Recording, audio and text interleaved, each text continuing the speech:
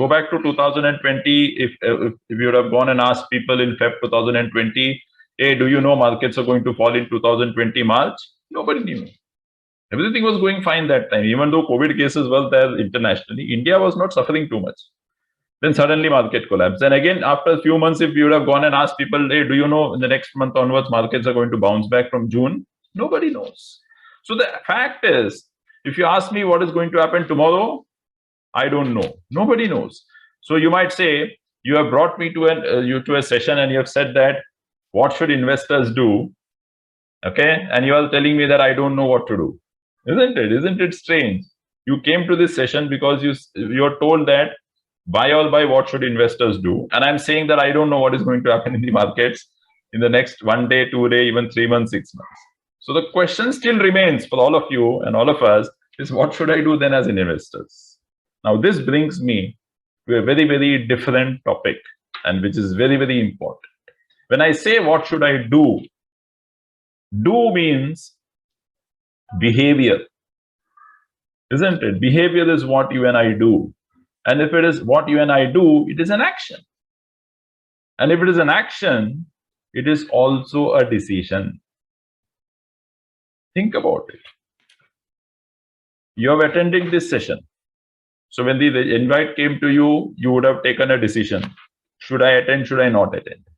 Perhaps many of you would have registered for the session and then you would have left it. Okay, let's see later on. Yesterday, you would have got a reminder again. Again, you would have taken a decision. Should I attend? Should I waste my Saturday or not? So you are attending. So you took a decision to attend. Few people would have taken a decision not to attend.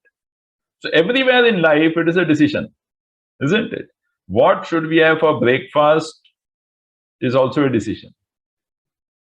Everything is decision, and it is nothing but behavior. And that is very, very critical and important. Some of you might have attended my previous session, which was on mind over money, would be able to relate to what I'm talking about. Okay. So when I talk of behavior, let's understand when I say it is decision, how do we take decisions in life? So a very quick question to all of you. If I offer you 100 rupees today, or I say I give another option, which is we meet next Saturday, and next Saturday I will give you 101. Which one will you choose? 100 or 101? Now, let's understand this very carefully. Let's understand this. 100 versus 101. What is the difference? Difference between 100 and 101 is 1 rupee. And the time is 1 week. So in 1 week, I am offering you 100 versus 101. So I'm giving you 1 rupee extra. Okay. Now, before I come to the answer, all of you who have given the answer, just give me a very honest answer. Was the decision that you took a logical one or an emotional one? In 1 week, I am giving you 1 rupee extra, which is 1%. Isn't it? So if you annualize it, it becomes, so over the 1 week, I'm giving you 1%. 52 weeks, it becomes 52%. And what did we say? I want 100 today. I don't want that 101 after the 1 week. And this is exactly what happens. This is exactly what happens. This is exactly the kind of behavior that you and I demonstrate. So this is emotional. Now, what we call this in behavioral finance is instant gratification. I am seeing profits in my portfolio. I want to quickly take those profits. That's instant gratification. That profit should come to my account, into my savings account. That is instant gratification. What we should ideally look for in investment is delayed gratification. I want that success to happen in the future when my goals are going to be achieved. That money is for my retirement. That money is for my daughter's education. What will I do taking that money today? So this is how our mind works. Please remember, and there's nothing wrong in this. This is how human mind is trained. This is how human mind is wired to take decisions emotionally. And 95% of the time, most of us will take emotional decisions in life. Whether it is personal life, whether it is professional life, whether it is investments. You can think about it tomorrow on Sunday. Coolly think about it. And you will find that most decisions that you and I take are emotional in nature. Okay? So is this clear? This is very important and critical. Right? Now let's understand this. All of us, as I said, are emotional beings. Most of the time we end up taking emotional decisions in life. And when we take emotional decisions in life, not necessary that those decisions would be the right decisions, because it is coming from your art. And not necessary that your art should always be right. Okay? Now let's see what happens when you take such emotional decisions in investments.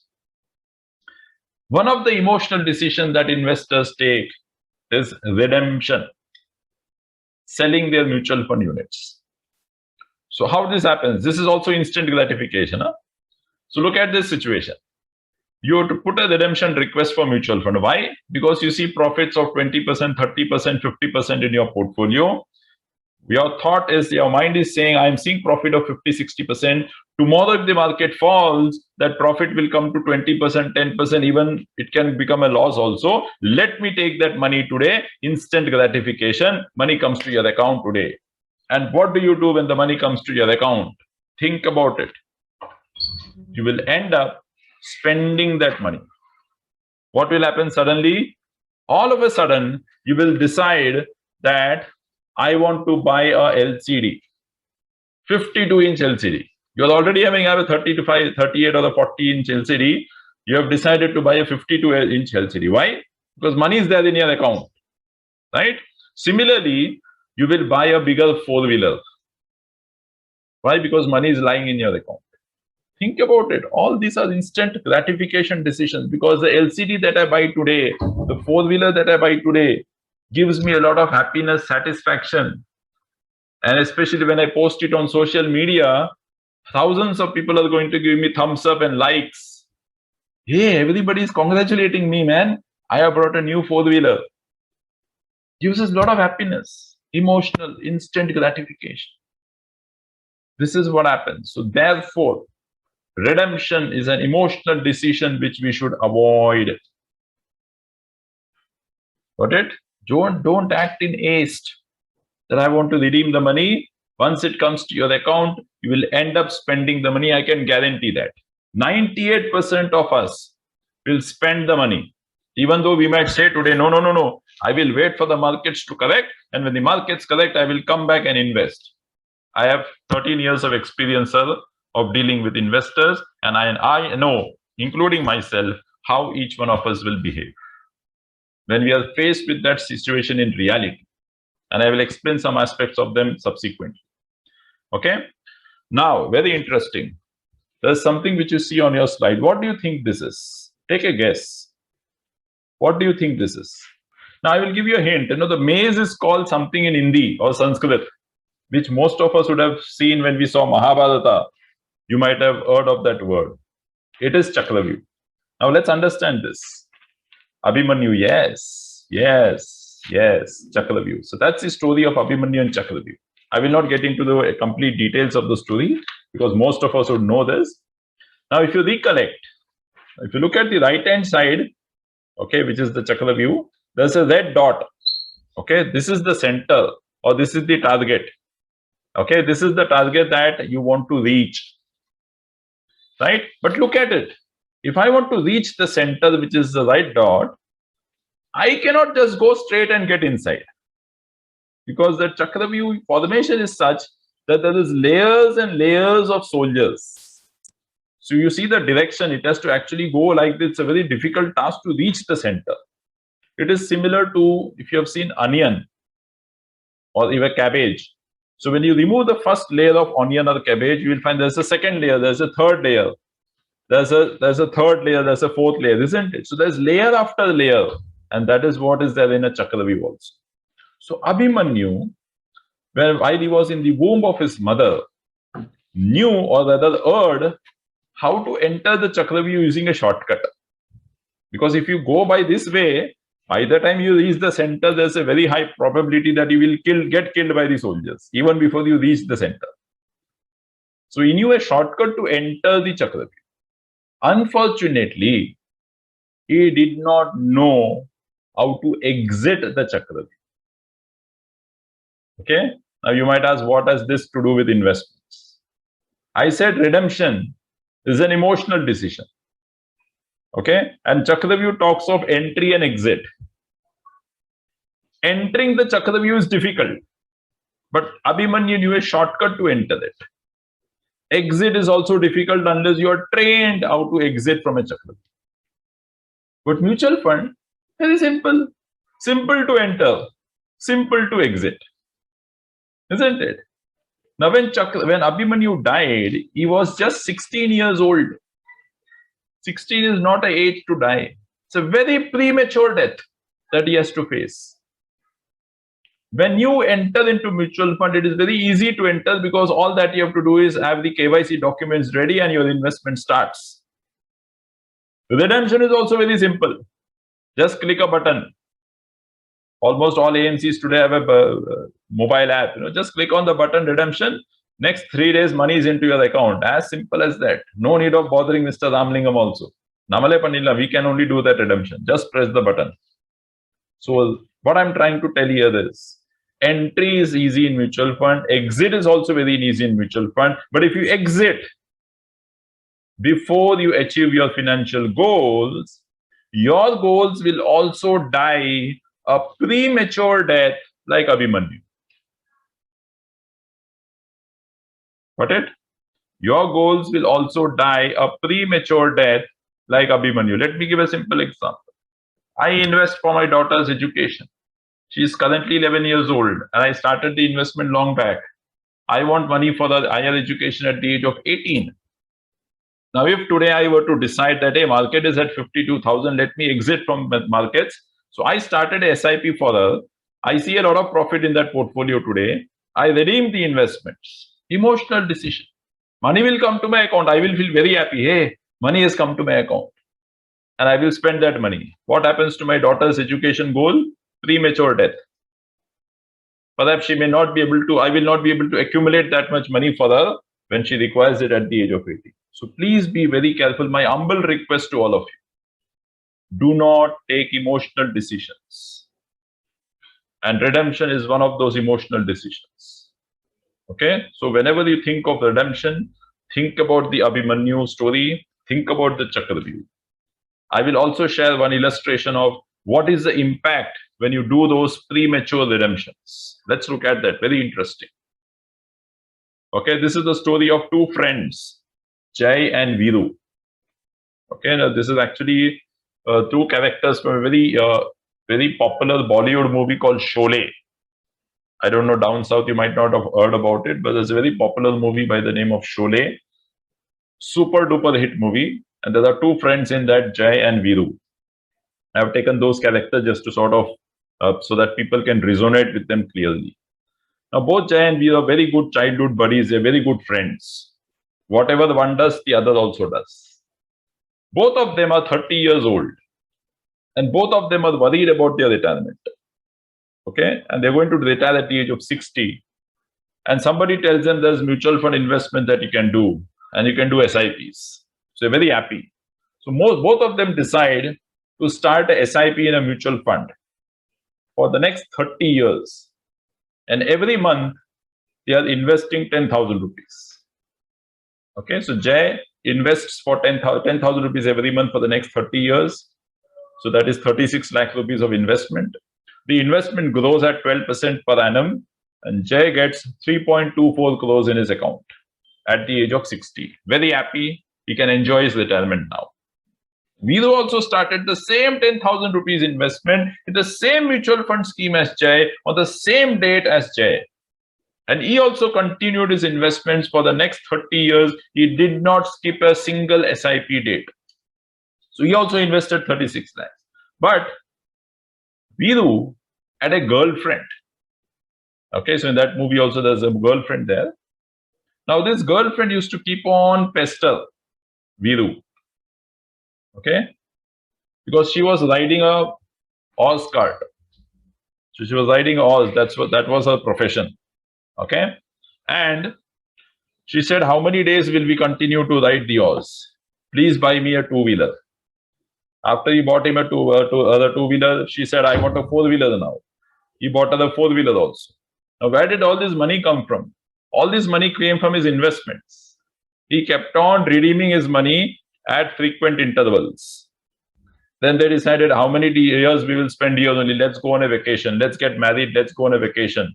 They went to Switzerland also. Again, redemption happened from the investment, which was supposed to be for retirement. And what kind of redemptions did they do? I have given a table there for your reference. The 30-year period, Viru keeps on redeeming at regular intervals, and in total, he redeems 33 lakh rupees. He has invested same 36 lakh rupees as his friend Jay, but he has redeemed 33 lakhs over the next 30 years. Okay, I want all of you to take a guess. What do you think would be the corpus that Viru would have accumulated at the age of 60? Same 36 lakhs invested, but he has withdrawn 33 lakhs, not at once, over the next 30 years. Okay, what is the table I have given? I want you to take a guess. How much money do you think will Viru have at the age of 60 when he retires?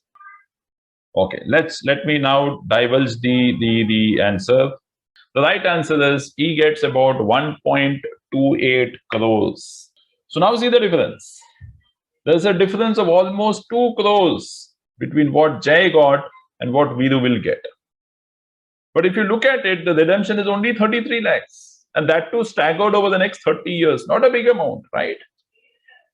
So, but the impact is very important. The impact is very substantial. And this is what happens when you prematurely redeem your investments. Viru also took those emotional decisions. And this is the impact. Viru cannot take his retirement at 60. His retirement goal is gone for the toss. It's gone for the premature death. Please refrain yourself. I know it is very tempting to book profits, but I will tell you what you should do. Don't worry. I will also give you a guidance of what to do with your profits. But redemption is not the option. Because when you redeem, you take it from me for granted that we will end up spending that money. Suddenly, we will do that renovation at home. We had not planned, but just because money is lying in the account, we say, hey, let's do one renovation here. Let's completely refurbish our house. Isn't it? So that will happen. Please mind that all of us at the end are emotional human beings, and emotions play a very big part. Okay, so this I've already discussed, so I will skip this. Right? So now the question is, if I'm saying that you should not redeem, but I'm seeing profits, what should I do? Here is the slide which I am actually telling you what is it that you're supposed to do. And please pay attention to this slide. There are two sets to this. There's something on the left-hand side, there's something on the right-hand side. Let's focus on the left-hand side first. All this while, I've been saying don't redeem, don't redeem, don't redeem. For whom is this applicable? If your financial goal is 3 years from now, it could be retirement, it could be vacation, it could be education, whatever it is. If your financial goal is 3 years, 5 years, 7 years, 10 years, 15 years and above, anything more than 3 years from now, you should just ignore what is happening in the market today. Stay away from that noise. Do not worry. If you have just started a SIP and you have started a SIP for 5 years, 10 years, 15 years, 20 years, or you started SIP the last 1 year, 2 year, 3 year, and you have started with the intention that you're going to do it for 10, 15 years, again, ignore the noise. Don't worry about current market level. It is not going to have any impact on your portfolio. And I will show that with some illustration in my next slide. Just because market has crossed 50, 52, please do not take a decision to redeem. Please remember that every time market crossed a milestone, whether Sensex crossed 1,000, whether Sensex crossed 5,000, 10,000, 20,000, 30,000, every time it was a lifetime high for that Sensex. But it has crossed all that and come to 52 also now. Okay? So just because market is at 52,000 high levels, yes, I'm not denying it is at high levels. Do not take an action in haste. Okay, so clearly people who do not have any kind of goals in the next 3 years, do not even look at your portfolio. As simple as that. For people who have got a goal in the next 6 months, 1 year, 1.5 year, 2 year, 3 years. There is something that I want to suggest, which is on the right hand side. Again, I'm saying do not redeem, but do what is called as rebalance. Please remember there's a difference between redemption and rebalancing. Redemption means you exit from the mutual fund, the money comes to your savings account, and I've already said if it comes to your savings account, it will get spent. So instead of redeeming, there's something called as rebalancing. Rebalancing means I see profits in my equity mutual funds. I have my retirement in the next 6 months or 1 year, and I don't know what is going to happen in the next 1 year. I know it is a difficult time to predict. And therefore, I'm worried as an investor that after 6 months or 1 year, if the market were to collapse, my profits which I'm seeing today can get wiped out. Yes. So for such people, you do a rebalancing, which means you book those profits and shift it into a debt mutual fund.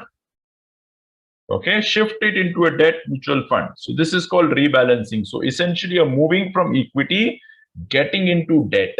And debt is more stable. You can predict what you can get over the next 1, 2, 3 years. Isn't it? So this is what I suggest. Do not redeem, do a rebalancing. Mr. Ramlingam can guide you how to do the rebalancing.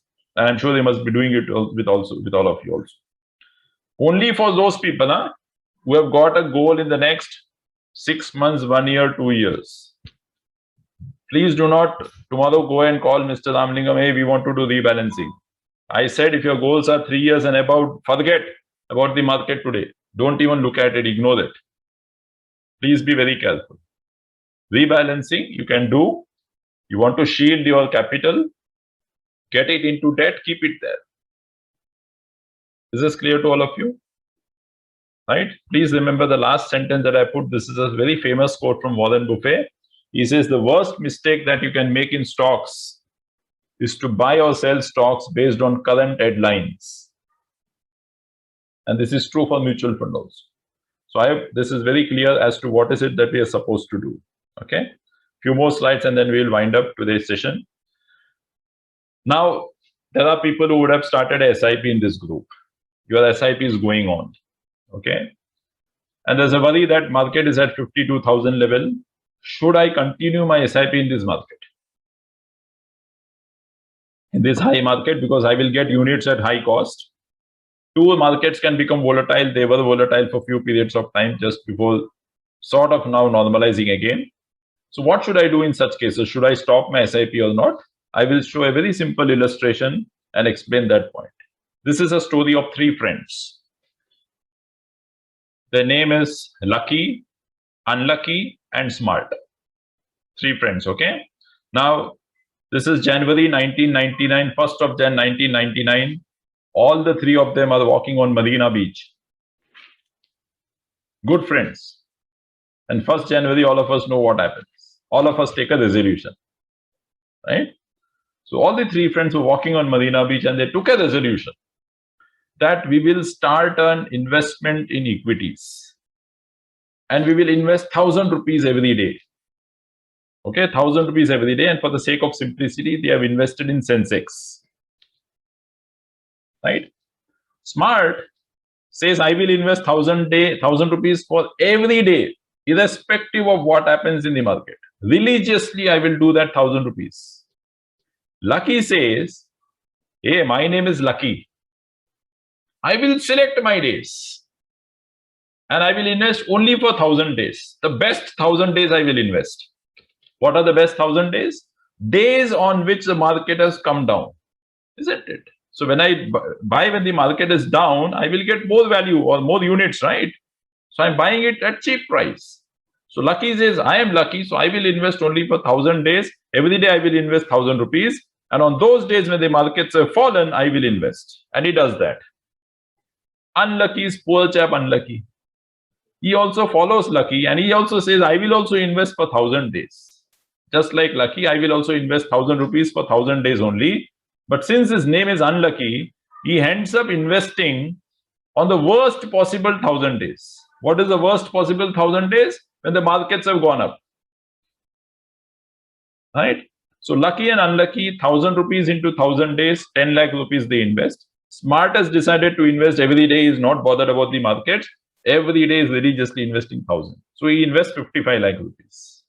You look at the XIRR returns, which is shown on the table for all of you, on the slide for all of you. The XIRR return is nothing but the annualized returns that all the three have got. And you will find there's hardly any difference between a lucky or the unlucky or the smart. And please remember, I'm talking of 22 years of data. 22 years of data. So what does this illustration tell us? Today, what most of us are facing is the situation that unlucky faced over the last 22 years. All his investments have happened on days when the Sensex was going up. And today also we are fearful about the same thing, that I want to enter, I'm doing my SIP, market is at high levels. So all of us are very similar to unlucky, but what I'm trying to communicate here is, if your goals are 5, 10, 15, 20 years down the line, you don't have to worry about all that. SIP is created to take advantage of all such things. When the markets are up, when the markets are down, your investments will keep happening. And that's the beauty of SIP. So do not get bothered or worried about SIP continuation in this market. Please continue. There's a very famous saying, as long as your SIPs are long term, 5 years and above, you should not worry about the SIP returns at all. It will come. Okay, so this illustration talks about the fact that continue the investments. In the event that market falls tomorrow, in the next 3 months, 6 months, there's a very smart tactic that you can use to create wealth faster. That's called Rupee cost averaging, which is inbuilt in a SIP. Now, this is one of the benefit of SIP, which is systematic investment plan. We call this as the Rupee cost averaging. Now, let's take a very simple example first. Let's assume that, so every day we prepare dish at home, right? Food, especially the curries. So the curries, generally require some gravy also. And for one of the constituents in the gravy is typically your tomatoes. So let's assume that you have decided that every day you will spend only 20 rupees on tomatoes. And you're going to go to the market every day to buy tomatoes because you want fresh tomatoes. And you decided, I will spend only 20 rupees. So day one, you go to the market. The price of tomato in the market is 30 rupees per kg. But you have to spend only 20. So for 20 rupees, you will get only 670 grams. So you bring 670 grams home. Day two, you again go to the market to buy tomatoes worth 20 rupees. That day, the price of tomatoes in the market is 40 rupees. It has become expensive now. Now you will get only half kg. So you get only 500 grams.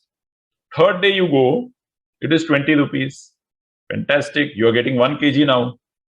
Fourth day you go, it is 10 rupees. Damn cheap. So 20 rupees means you are getting 2 kgs. That day you will put tomatoes in everything. You will prepare salads, you will have tomato chutneys, you will prepare everything in tomatoes only that day. Isn't it? Now see what is happening. Days when tomato was expensive, you were bringing less quantities of tomatoes.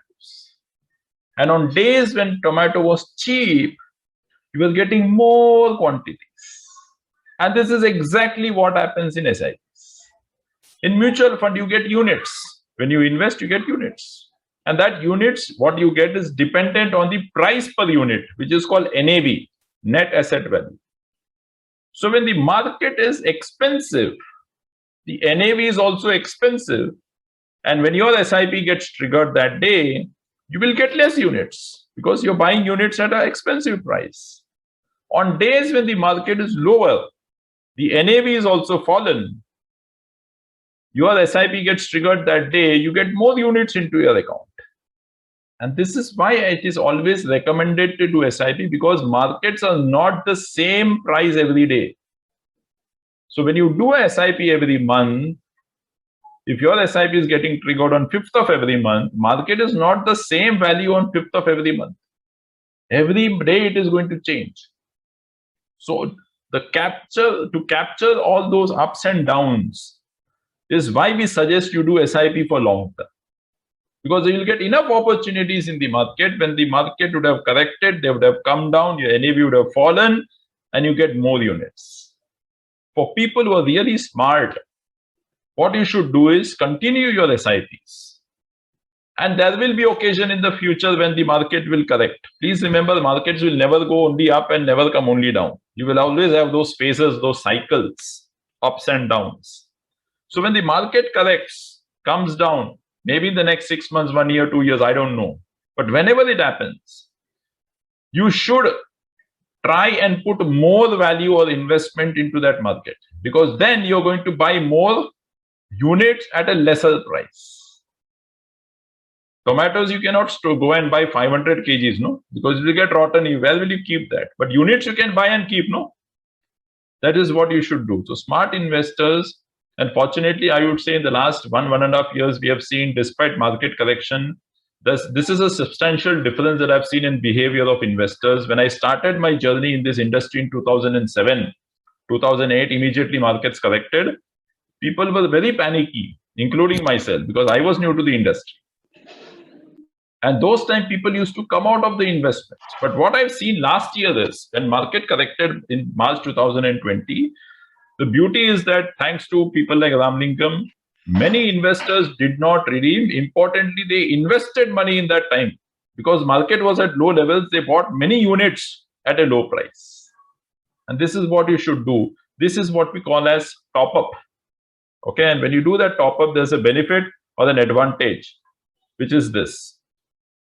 So continue your SIPs. If you have money with you at that point in time when the markets have corrected, put a lump sum investment. Get more units into your account. So you are buying units at low price, and when the market bounces back, recovers, you would have find that you have enough units to reach your financial goal. So maybe my retirement was supposed to happen at 58, but I've accumulated the corpus at 55 itself. So I can retire at 55 now. So you can reach your goals faster, you can accumulate wealth faster.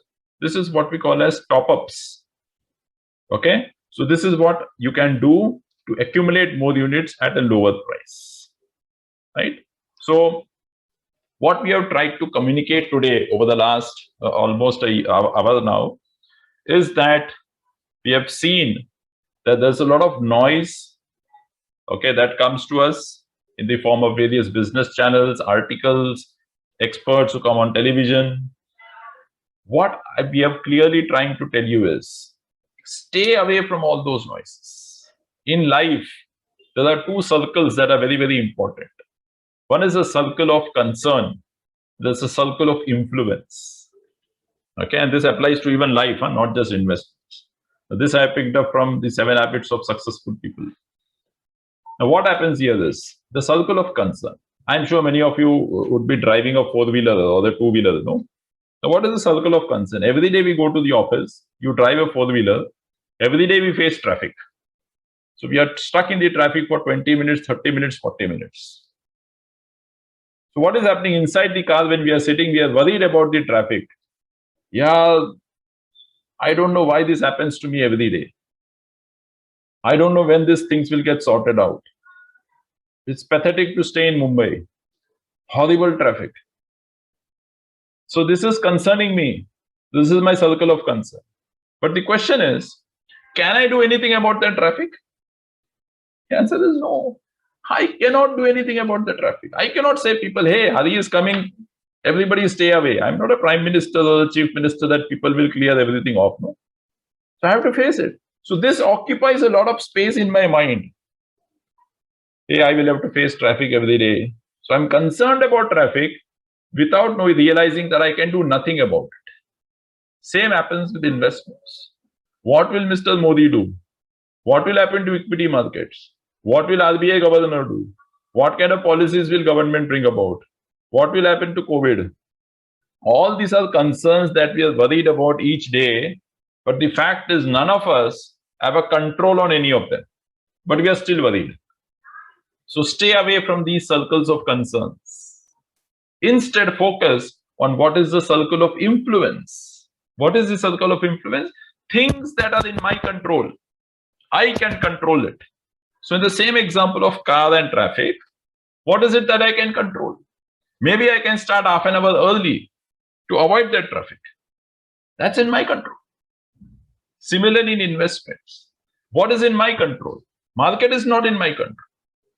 RBI policy, government policy, international market, none of this is in my control. Inflation is not in my control. What is in my control? It is the discipline that I'm going to follow in my investments. The persistence that come what may, I will continue my SIP for the next 10, 15 years, 20 years for my financial goals. Patience is in my control. And if you do that, you will be a good, successful investor. These are things in your control. Focus on things which you can influence. Do not focus on things which you cannot influence, because they occupy a lot of time and space inside our mind. And at the end of the day, we only get frustrated. Don't do that. Instead, focus on things which you can control, which you can focus on. This is the last slide. I'm sure many of you would have seen this slide many times. This is a simple compounding formula. But look at the formula carefully. A is equal to P into 1 plus R upon 100 raised to the power T. A stands for the future value of your investment. P is what you invest today. R is the rate of return that you can expect on the investment. T is the time period. And where is T? It is on the exponential factor. Now, as investors, again, I'm making a very general statement. Most of us are focused on R. Hey, how much return will I get? All this is okay, mutual fund is okay, everything is good, but how much return can I get in this investment? So somewhere down the line, we are so focused and concentrated on that return part. But is return in your control? Is return in Mr. Ramlingam's control? Is return in my control? No. It's a function of the market. And we already discussed in the previous slide. Things which are not in your control, don't focus about it. So ignore the R. Instead, what you should focus is on the P, which is your investment, and the T, which is the time. Because that I can control. Should I invest 5,000 every month? Should I invest 50,000 every month? It's in my control. Should I invest for 5 years? Should I invest for 20 years? It's in my control. So focus on P, focus on T, which is very, very critical. Ignore the R. In equities, if you stay for longer periods of time, that R will come. That is for sure. And R will be the best in equities as compared to any other asset classes. That is also sure. But how much it will be, nobody knows. But it will be the best across all asset classes. So focus on P, focus on T, which is very, very critical. Okay. This is formula number 1 for wealth creation. There's another formula for wealth creation, which I'm going to show now, which is this. Now you might wonder, is it time for the lunch? No, it is not time for lunch. This is a typical thali system. Across the country, if you go, whether it is North India, South India, Eastern India, Western India, you will find each of those regions have a specific thali system. What is the thali system?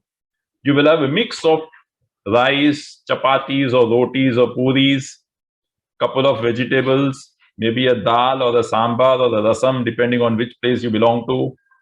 There's a papad or a aplam, or the achar or pickle. Okay, you'll have a sweet dish. So you are given everything. So this is nothing but a balanced diet. And look at our ancestors. What kind of foresight they had.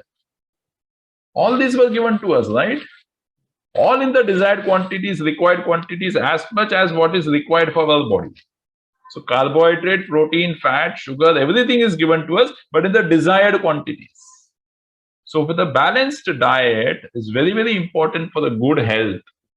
Similarly, we should have a balanced portfolio. Very, very critical for a good investment health. Now, what is that balanced portfolio? Just my last slide is asset allocation. Again, very, very important and critical. What is asset allocation? I cannot put all my money only in one asset class. I know that if I want to reach my financial goals, I have to take the assistance of equity. So I may take 70-80% equities, but the balance also needs to be in 20% could be in debt, 10% could be in gold. Very important. I cannot have only 100% in equity. So asset allocation is similar to that thali system, where you get some equity, which is larger portion, some amount of debt, some amount of gold. This is the second formula for wealth creation. And this is a scientifically proven formula. Now, what percentage of equity, debt, and gold should be for you? Mr. Ramlingam is the best guide. Okay. And then within that equity allocation, you have so many other options. In mutual fund, you can have a large cap, mid cap, flexi cap combination, global funds. Again, something which, again, a lot of Indian investors generally miss out is on global funds. When I talk of asset allocation, please remember 100% investors in India, whether they are investing in small cap, large cap, mid cap, or flexi cap, have their investment only in India, because that money is invested in the Indian markets only. When I talk of asset allocation, you should have 5, 10, 15% exposure even to global markets. That's the essence of asset allocation. Okay. Similarly, some amount of sector or thematic funds, 5, 10%. That's it. So within equity also you can do asset allocation, right? So this is the second mantra of the formula for wealth creation. So essentially, net, what we have tried to understand today is most of us take decisions which is emotional in nature. Some of the emotional decision is redemption. Okay. Redemption is a decision that we tend to take very instantaneously. And we have seen the illustration of Jay and Viru, and how by redeeming money at regular intervals, Jay and Viru had a difference of almost 2 crore rupees. Whenever you think of redemption, think about Chakravyuh and Abhimanyu. Okay. To look at those very simple mantras or formulas for wealth creation: compounding formula, asset allocation formula. Focus on what is in your control. Do not focus on things which is beyond your control. Trust your advisor, which is Mr. Ramalingam. Very important. Very important. Okay. So I normally show that slide of Krishna and Arjuna. Okay.